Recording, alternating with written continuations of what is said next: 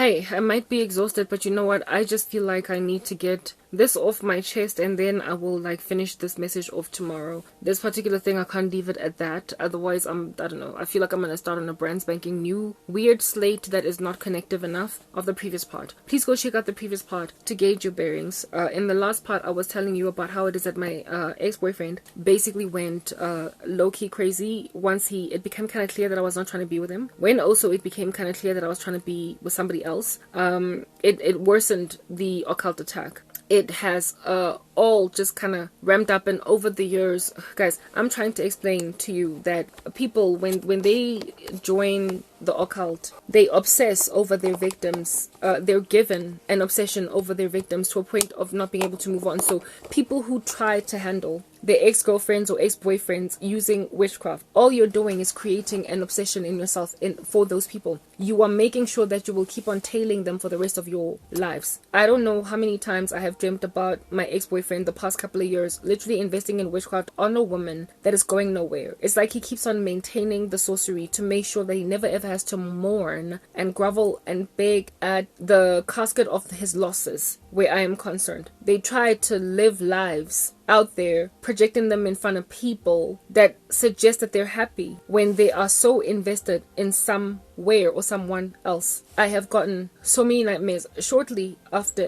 when I was, guys, Yazi, I really want to try and shorten this thing, but I am getting to a point, right? I will hopefully finish this whole series tomorrow. There are so many dreams I've gotten that I can't share them all, but I guess there are pivotal ones that highlight just the depth of insanity over here. I lost my apartment, right? And I had to move back home. Because I had started to understand my spiritual dreams, I made a decision to send my ex an email after losing my job, after losing my apartment. This was maybe in 2015, maybe May. I lost my job in 2014. All right. I was miserable living with my mom, and she was mean. Okay. Just entirely horrible. I kept getting the dreams of being pregnant, falling pregnant with my ex, over and over and over and over. So I decided that, you know what, I'm gonna talk to this guy about the witchcraft to make him stop. I still had his email address, and I wrote him an email, and I told him, please leave me alone and let me go and live my own life. Go and live yours. You've made your choices. You've made your bed, lie in it. Using witchcraft is not going to do anything. Besides,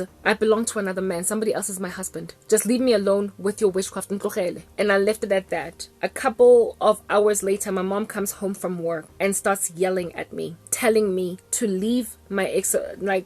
Yo, guys, Yazi, that thing broke my heart so badly. Imagine having a fight with your friend, with umngani wakho, and then your mother comes and tells you to stop fighting your friend. Kana kwatengi, you are I don't know, a whole grown woman. Essentially, upimpilwe. And since this person understood that you are currently being very violently persecuted by your own family, so you can understand how much this guy was stalking my life. He was not in my life, and yet he somehow knew that my family was persecuting me. He somehow knew that my family members were treating me like trash. So he was looking deeply into my life. And at the time of our breakup, I was not being persecuted by my family. This is something that only started once. I was in the faith, it ramped up, and I was writing about it in my blog. I was talking about it in my YouTube channel. And this is a man that I had last spoken to when I was still at the height of my career, before everything fell apart. Everything in my life fell apart a good month and a half after the last conversation I had with him, right? So when he called me, everything was still hunky-dory, and I was still good with my mom, or my family, more or less. My mom and I were already falling out, but not so badly that the whole of Johannesburg would know what in the world is happening with me.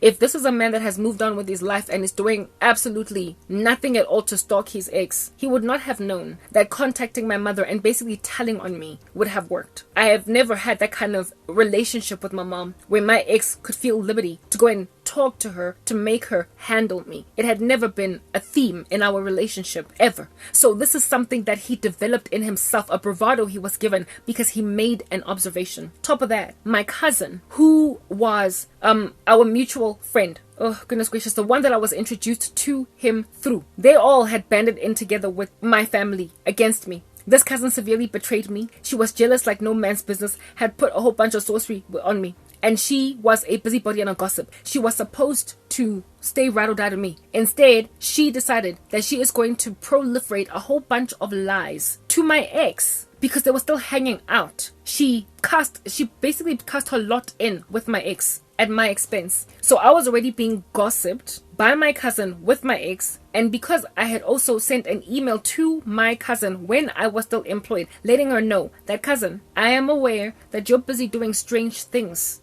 I've forgiven you. Repent, give your life to Jesus. This thing that you are doing, if you do not stop, it's going to go too far, and you then are not going to be able to stop it. That email caused my cousin to get blackened against me, where it is that before she was happy to pretend, now she was completely at enmity with me because I busted her sorcery. By the time I had lost my apartment, she, my mother, and my older sister had basically instigated a coup against my life, where they had turned pretty much the whole family against me, called me insane, organized for me to be put in a psychiatric hospital where I was discharged literally within a day because there was nothing wrong with me. They caused my mom brought Maponesa to my place to break down my door, claiming that I'm suicidal, and if they don't come in and take me to a hospital as in day before yesterday, I'm gonna kill myself. Something that has been proven I don't really struggle with, because here it is, I've been abandoned and I haven't killed myself a good, how many years? 9 years down the line. My cousin, when I was at that psychiatric hospital, wanted to come in and give her testimony as to my insanity, and then I told the doctor, who miraculously happened to be a Christian, that all these women are banding and clubbing up against me and persecuting me because I turned to Christ. And I was given a spiritual gift where I shared what God was showing me, and they decided that I'm crazy. So the doctor refused to see my cousin and my sister and my mom, and rather chose to discharge me. That's the favor that God gave me. So it was at this point that my cousin started talking with her boyfriend, who was also friends with my ex, and telling them that I've lost my mind. My boyfriend, my ex, made a decision that he's going to run with that. And so here it is that then, months down the line, I lose my apartment. I send him an email and I'm like, leave me alone with all of your sorcery. Really and frankly, do you live your life and I will do me live my life. But please leave me alone because I'm tormented enough already. And then my mother comes home that same evening from work and starts cussing me out about leaving my ex alone because he is a man that's moving on with his life and he's not even interested in me. That's when I realized that my ex-boyfriend made a decision to either call my mom or email my mom and be like, please handle your child, handle your daughter, because all up in my grill. The level of betrayal, guys. I was talking here with an ex-boyfriend and he decided to handle me through a persecuting climate around my life that he was aware was there because he had been partaking in gossip against my life. And in and of himself, he was stalking my blog. He was stalking my YouTube channel. And when he realized that my family had turned their faces against me, that's the level of personality change that people in the occult walk in. You will remember that my mother had kicked me out of home, Kisena, anywhere to go. And this guy agreed to, even though it's not what he wanted to do, he agreed to cohabit with me, go an apartment where we would band together, pay rental, because now my mom had lost her mind. That's what that man came from. When my mom was throwing strange toys out the cot at my peril, my ex jumped in historically to help out, even though he was not yet ready to do something like that. But now, knowing that my mother had that kind of loose cannon in her mind where I'm concerned,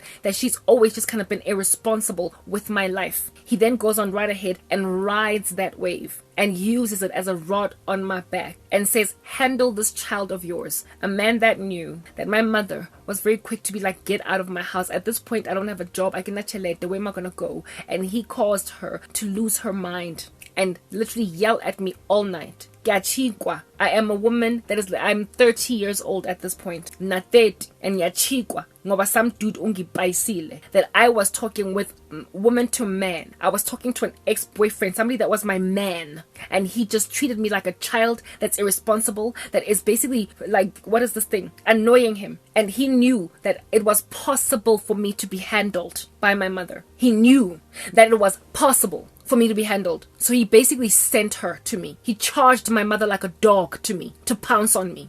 This is a man that lost a woman that he is still very much in love with. He ain't thinking, and he just finished off what it is that he could have salvaged. You are dealing with a woman you're still very much in love with, and then you charge her like that, like a beast. That is what my ex did. He charged me like an animal through people. He got me handled by people. And then the dreams that I started to get afterwards, I was like, wow, the level of insanity of people involved in the occult. They break people's hearts. They hurt people in ways that basically burn bridges. And then they get sobered from whatever their demonic possession has done. And they try to come back into the lives of the same people whose bridges they burn. And when then these people treat them like menacing stalkers, they wonder why the world is like this towards them. And then they go crazy and try to commit murder. My ex treated me like something I fediseng. When did he get to a place in his life where he was content to see me die? That was never the kind of guy that he ever was. And involvement in the occult made him that murderous. Involvement in the occult made him basically one of those freaks into GBV that everybody sees loving a woman, but tomorrow he has chopped up her body and put it in a duffel bag and left it on the side of the street. How a person ends up getting triggered to that point. Demons. Yes, the people who join the occult, you play with fire. You play with your literally your personality. You are messing with something that if you get delivered from it, if those entities leave your body, if you find a church that enables you to conquer whatever is in you, you will spend the rest of your life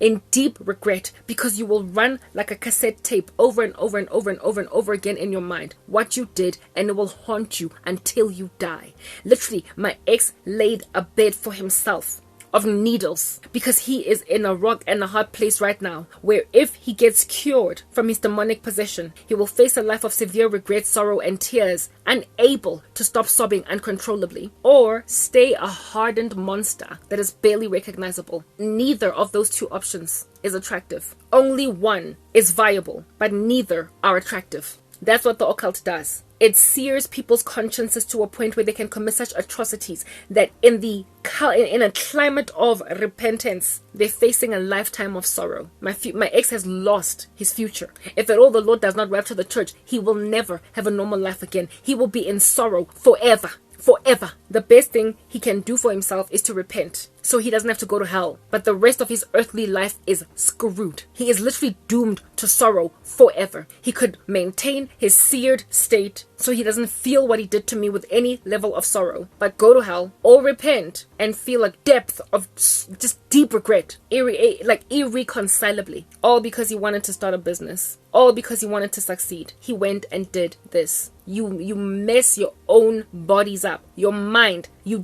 scramble yourself until you can no longer be in the presence of people you are enamored with, because you wanted to handle them with witchcraft. There is no emotion more poignant here on the earth than romantic love. Literally nothing compares. The love of a mother for a child does not compare. The love of a sister for a sibling does not compare. It is so poignant that God describes it as his own relationship with the church, and his own jealousy towards the church is indeed like that of a husband for a wife. He compares a rebellious earth conglomerate as a spiritual harlot, because it's like a prostitute that goes out on her husband. He calls us virgins when we love him, and he calls us harlots when we don't. He compares his own relationship, that apple to his eye, as a bride and a groom. Go and read the Song of Solomon as well. There is no more passionate an emotion on the earth, more poignant an emotion on the earth than romantic love. And if you mess that up, you are screwed. Do you understand? You are doomed to a life of regret, irreconcilably so. Something that is literally insufferable, inconsolable will you be for the rest of your life. It is no wonder, therefore, crimes in this regard are called crimes of passion. And my ex haphazardly just messed with something like that. Umpimpile, in a moment of instant gratification, caused me to get dragged by a woman who was erratic and crazy against her own child. And it permanently switched a button off in my brain to whatever he is. He became a thing to me that day. He stopped being a man I was with, but he ended up being just a thing that cannot be spoken with, that cannot be negotiated with. I saw something I saw something that can no longer be spoken to, that can no longer be reasoned with. that I could no longer, with any level of reasonableness, speak with it and expect to be responded to by it, because it was just a thing. That's what he became. Monstrous. He seared his own conscience to a point of ceasing to be human in my eyes, because I just saw an icy robot. That's what the devil did in my ex-boyfriend. That's what the occult does in people. Someone that was your best friend, that you hung out with every day, that you dished your boys for, that you slept in the same bed with, somebody that you could not ever be separated from. I told you guys that the entire time in my relationship with my ex, never did we ever grow exhausted of each other. What grew tiring was his unwillingness to come to the party concerning what we need to do for our future.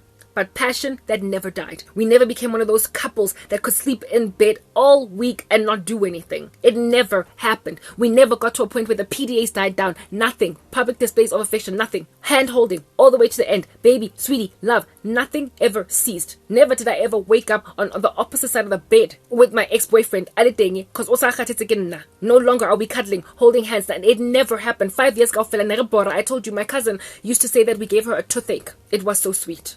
So when you shared that level of passion with a woman and you just do stuff like that, rough, drag her through the mud, treat her like rubbish, throw things at her, cause an already persecuting mob around her to rile up against her even more, with romantic love that God himself describes as his affection for the human race. You have basically put a bullet in your own skull. You've put yourself in a position to sob like nja on the day when she marries some other man. He could have just moved on, allowed himself to go and fall in love somewhere else. Instead, he saw it fit to stalk me, and that's the thing. The occult will make you stalk your victim. So he will never be okay. That is why, right now, to him, my death is more feasible than the prospect of me ever getting my life back together again. And not just my life, because God is the one that put me in this position. And in so destroying his own life, he's destroyed the lives of his own family members. He has put them in a position to be bandits that are fugitives with him. They are helping him escape whatever under heaven I am. Everybody is trying to help my ex survive the thing that I potentially could be should I get my life back together again. They are thoroughly of the comprehension that should I get my life back together, their child might just die. Their brother, their son, their dad, their whatever. He literally might just end up in a casket purely because God gave me breakthrough. He put himself in a position to suffer that violently.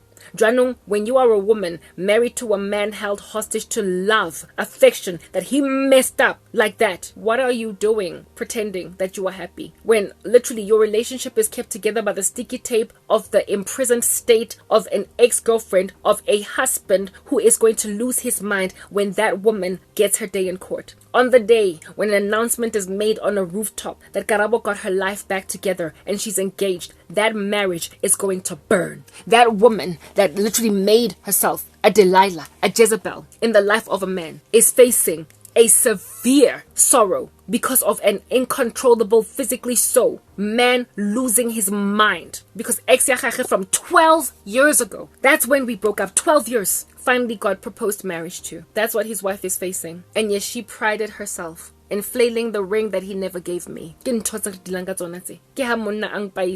caused me to write him off door slam. He thought at the time he could take it, but as time would indeed, inevitably, predictably display, I kept getting nightmares again. Trying to convince his family to embrace me again because he wants me back after he had told his family Karabo lost her mind. Her whole family has turned against her like a man that knew that was all a lie. He was so severely involved in darkness. He went and told his mom, I've lost my mind. He went and told his sister, I've lost my mind. His dad. He told his cousins. He told his friends.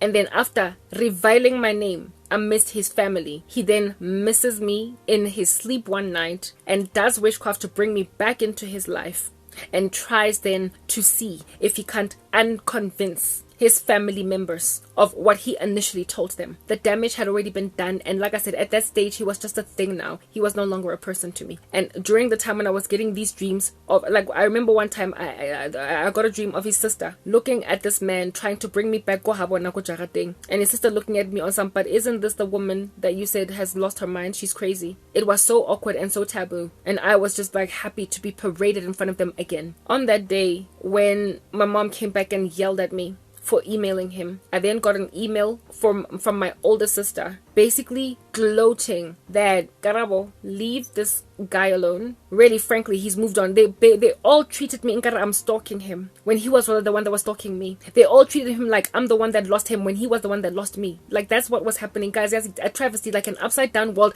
that I couldn't understand, and I couldn't do anything. I couldn't defend myself, because if I tried, I would get told to get out of that house and go live in the street, and just feel like freezing my butt off, dying. So I had to just take all of this without responding. I was defenseless. And my sister sends me an email telling me, this guy, leave him alone, he doesn't want you, as if though I want him. I was telling him to leave me alone, and I was told by my sister to leave him alone because he's getting married. And frankly, she and my cousin are going to the wedding, and I need to not just settle it in my head that I lost him. I expected to be sad that he's getting married, but I had sent him an email telling him, leave me alone, go live your life, do you. Live la vida loca, say la vie, carpe diem, proper seize the day, mara, kopong tlogele when you're seizing the day. And then my family tries to make me feel sad by telling me he's getting married. I did not care. I was no longer, but I wasn't in love with this guy. I was not ever gonna hurt. I was never gonna sing. I heard a church bells ring. I heard a choir singing.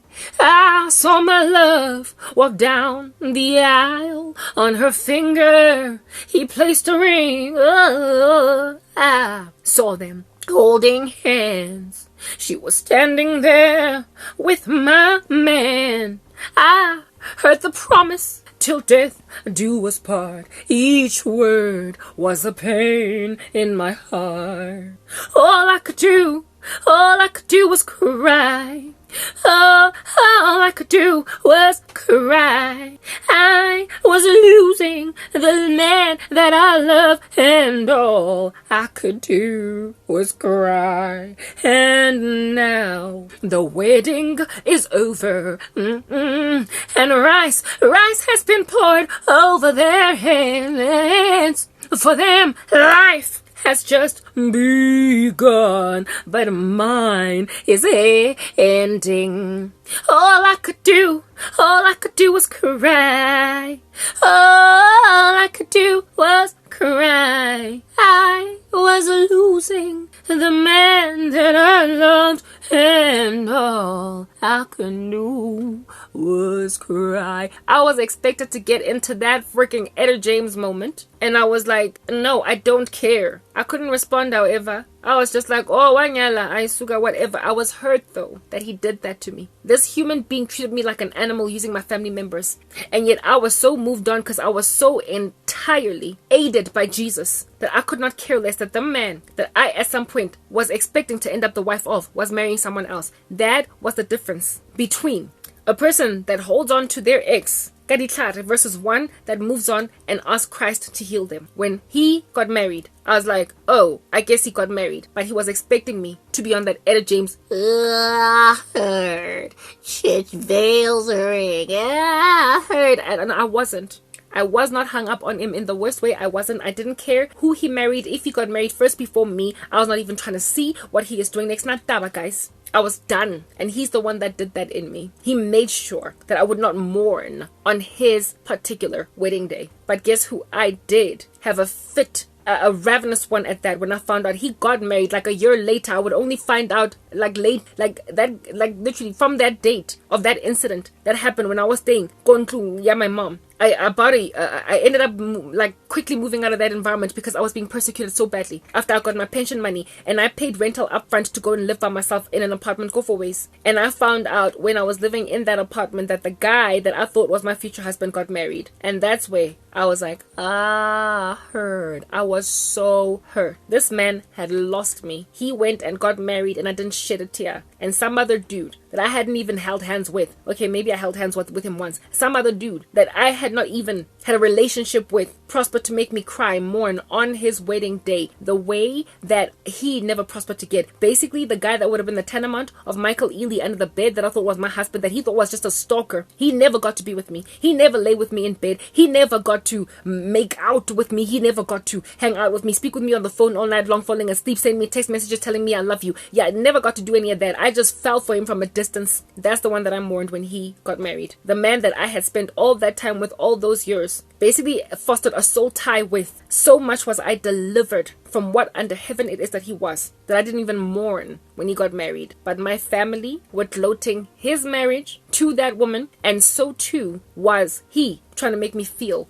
like Grandshap, I lost out. My sister next night, but I didn't even want to find out who he's getting married to or what's going on. I was just like, whatever, and it was left at that. I, however, started getting dreams about, like, just a couple of months. Guys, this guy has just never stopped with me. I've been through so much, and I've lived in so many different places, being tossed to and from pillar to post. When I was going at Trina, I dreamt about him, what is this? Like, I was, guys, I was a mistress. Lord have mercy.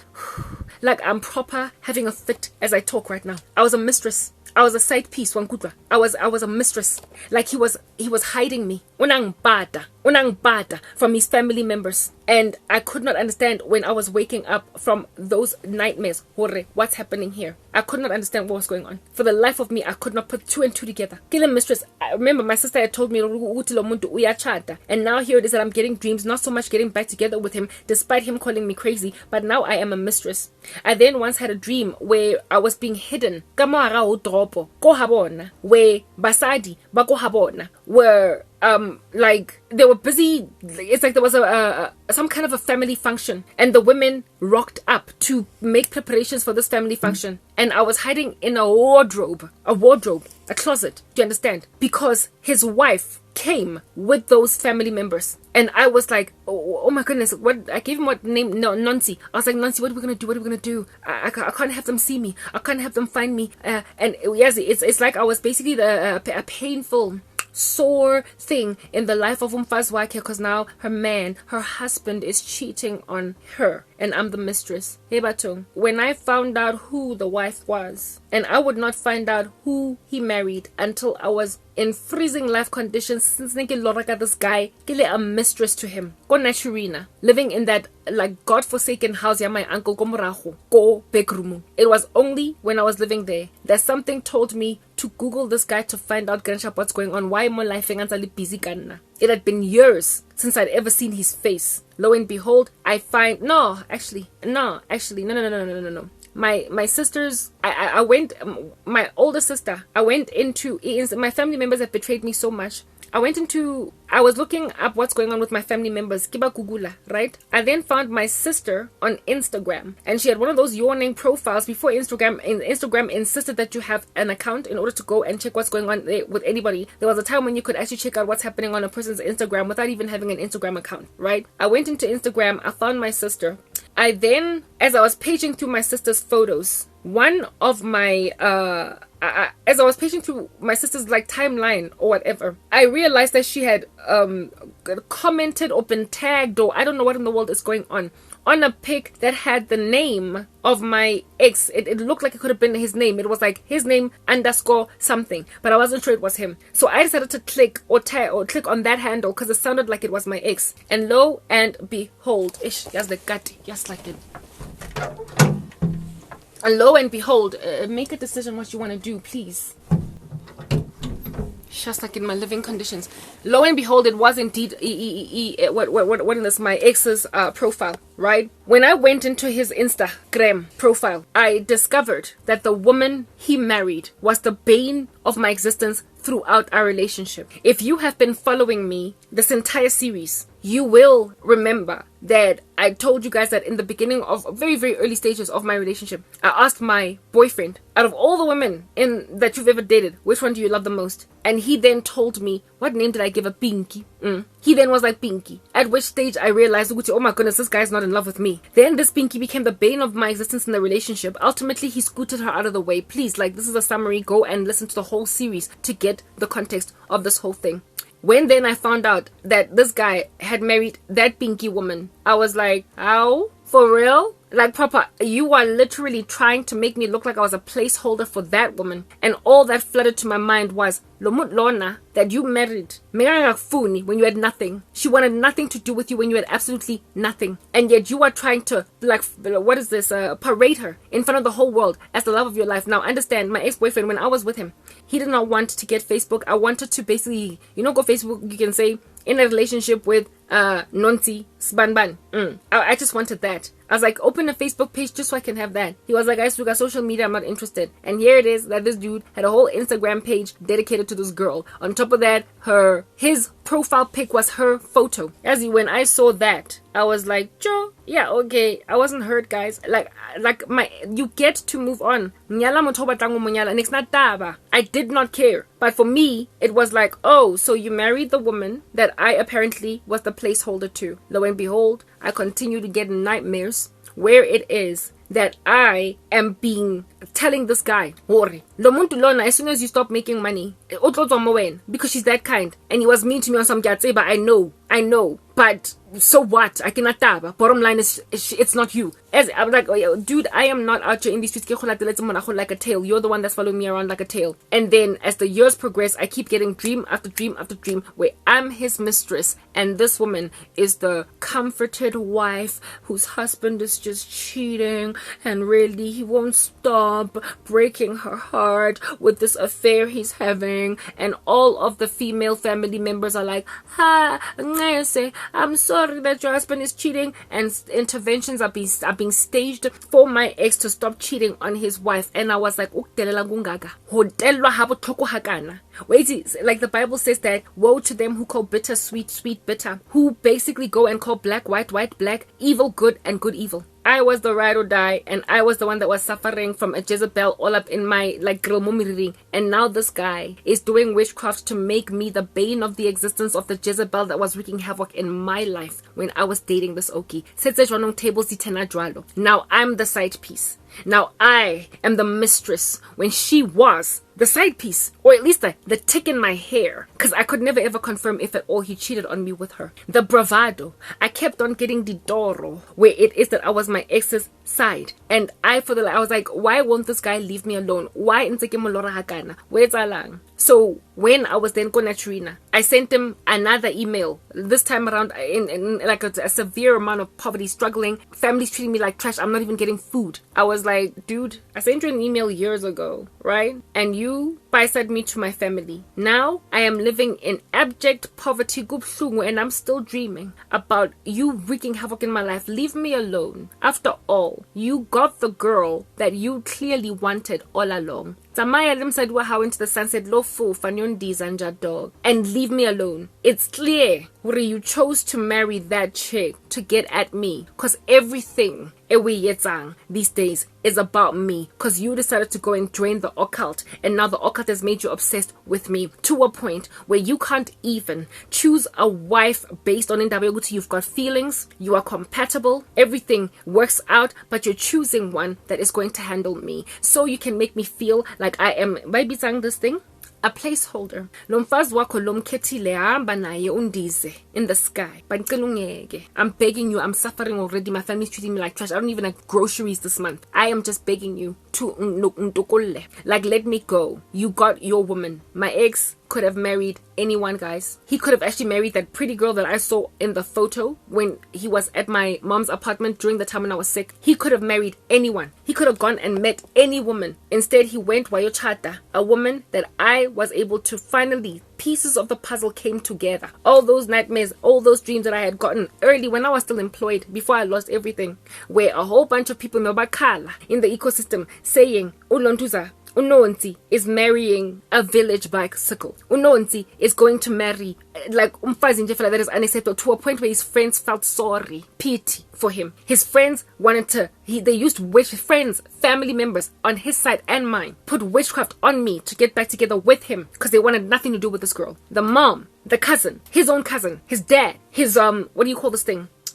One, like two or three of his boys, my cousin, my mother, and I'm like, oh my goodness. Remember, this guy got married a few years after those nightmares, so they were prophetic, something that was showing me something that's going to happen in about 2 or 3 or 4 years. from that date. And indeed, 2 or 3 or 4 years from that date, he reconciled with this chick. And now that he was making money, she now all of a sudden was prepared to be with him. Ayomchata. Now she was happy to grab the bouquet and walk down the aisle. Now she was happy uyom accommodate when he had nothing. She would not even look at him. I made him the kind of man that other women would want. Now that he can actually drive while she is in the passenger seat, now she's prepared. Manje, she will go on right ahead.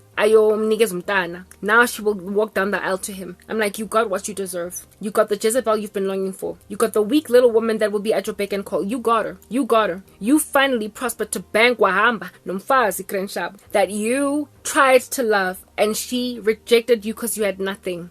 And then you dragged through the mud the woman that was ride or die to you. Basically, you flail that female expecting me kanjani boy, because frankly I'm the one who got away, and you settled with the woman that didn't even want you when you had nothing, meaning that in your union with her you will never be at peace. Should you lose anything at all, you will also lose this woman. If at all there is some, wealthy guy that's prepared to scoop her up, given that she's so average. I was so angry. So angry. What did he do? Very predictably so, after sending him that email, he told my mom and my sister, but at this point I did not care because I got to be independent this time around and speak my mind. Next Sabatsabi anymore. Next Nadab. He wasn't able to lambaste me through them. But afterwards I kept on getting nightmare after nightmare after nightmare where I am literally a side piece to my former side piece. I am the mistress to a woman, like literally being the bane of the existence of a woman that was once the bane of my existence. And this guy is trying to convince the whole world that he finally found his resting place, his love, because he's even broadcasting her on Instagram. I told you this chick was a flight attendant, so him and my boyfriend were traveling all over the world together in their Instagram. I was apparently allegedly supposed to be jealous of that, but herein lies the deal. You and I couldn't go anywhere, brother, because you had no money. I was busy spending all of mine trying to get you to get your life together. We were local. All we did was Maldives drift down the road. We didn't get to go to Hong Kong. We didn't get to go to what do you call this? I don't know, Belito. We did not get to go to Zanzibar. We did not get to paint Europe red because one, I cannot be miles the flight attendant, and secondly, literally a young couple. I was 22, you were 26. Call center jobs. When under heaven are we going to get an airplane ticket traveling to the United States of America to go and see the Statue of Liberty? When I'm not gonna go and envy you when now you're making a whole bunch of money and you and your flight attendant girlfriend or wife that can give you free tickets to travel all over the show, then paint the town red and make it look as if though your relationship is more fabulous than mine. Bottom line is I'm the one that ground. And I'm not to hear in these streets that's deceived.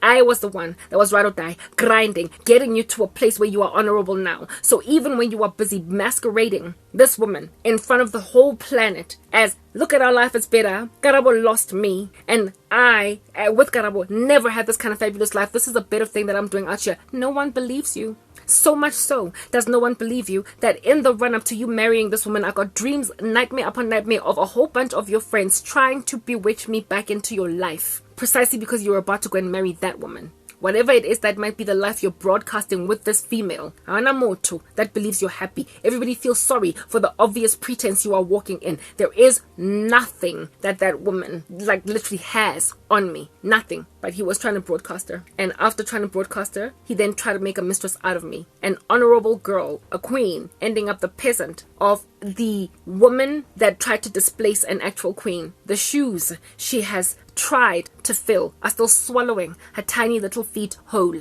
Swallowing her tiny little feet whole. And indeed, in my dream, remember, I saw as a short, skinny girl that the mother was like, whatever, I want Karabo. Yeah, no, she was a short, skinny girl because she was short, and yes, she was skinny. So proper, you made your bed and you now are lying in it. So what then are the ramifications or the repercussions for this woman prior to me communicating those ramifications or those repercussions for that woman? Allow me to educate you on some nightmare that I got before all of these other nightmares that my ex came to pass. Basically, even before I sent him the email, when I was still living in my apartment. However, after losing my job in the run-up to after getting suspended without cause, and then ultimately getting fired a couple of months later without cause again. In that transitory season, I had a dream about that girl, and I brushed it off quickly because I didn't even know what it had to do with anything. I didn't know that she would end up married to him, and at that stage I don't even think he was dating her, because I believe they came together years after him and I broke up. And she was a last resort for him. In the run-up to, he had other girlfriends, but he married her. And I imagine that all the other girlfriends that he had were probably better than that woman. But umkhetile, precisely because she was the bane of my existence. It was just to get at me. The Lord showed me who his future wife was before they even tried to unite with each other, to marry each other. And the dream that I had, until finally years later, I validated. Let's talk about that in the next part, but tomorrow, because I'm exhausted. Officially, like I'm done for today.